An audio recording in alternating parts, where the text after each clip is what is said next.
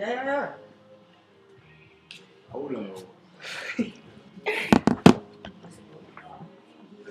The use of military drones was one of the main reasons the U.S. was able to track down and assassinate one of the most wanted people in the world, Osama bin Laden. Despite many accomplishments with these military drones, people are still fighting to eliminate the use of them. There's a lot of controversy on the use of drones in the military. However, I'm going to prove to you exactly why the usage of these aircraft should continue to be legal in the United States military. In the next couple minutes, I'm going to tell you what drones are, the positives of using drones, and also shoot down the counter-arguments against drones.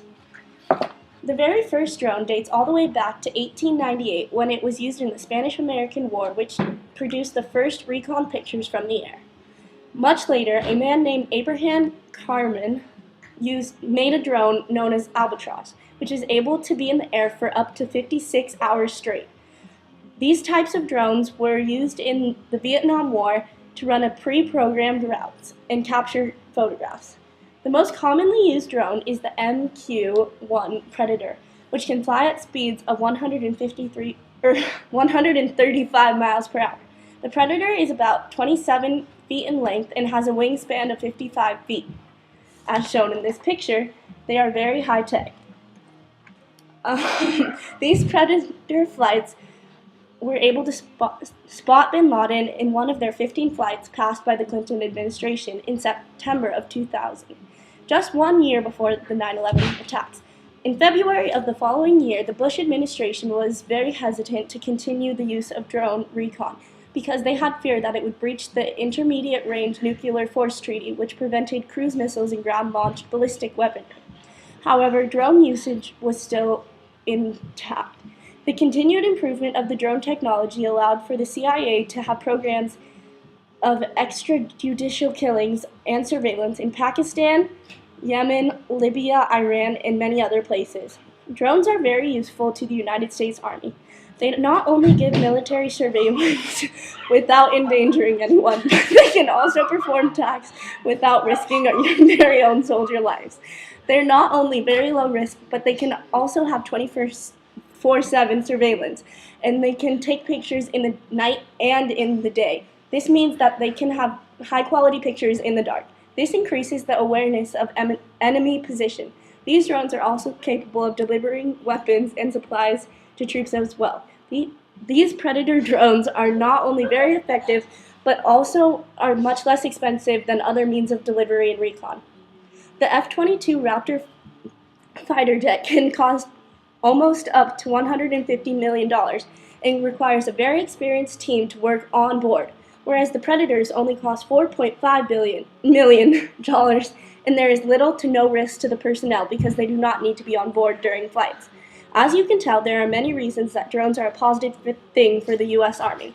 Although there are clear advantages of usage of these drones, there are many skeptics of the program. Some believe that drone usage is unethical, but as Mr. Crumpton says, we've never said, let's build a more humane weapon. What Crumpton is trying to say is that even if people are being killed with drones, it is no less insane or wrong than to be killing them in person. Another counter-argument is that drones are subject to hacking. While this is a concern that needs to be addressed, it is a simple fix. All the U.S. needs to do is protect this software in a better way. Another issue that skeptics bring up is the psychological effect on the pilots of drones that they can go through. Some people claim that killing people through controlling of a remote is too closely related to death to a video game. Although this is a good point, many philosophers, political scientists, and weapons specialists think that drones have many moral advantages over any other tool or warcraft. Although the key concerns about drones is civilian casualties.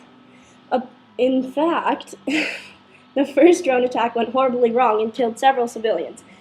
This problem is no longer an issue, though, because as technology increases, the accuracy of drones increases too. As shown in this graph, the dark pink is militants, which we meant to hit, and the light pink is civilians. And as you can see, in 2012, there were no civilian deaths. So, in reality, there are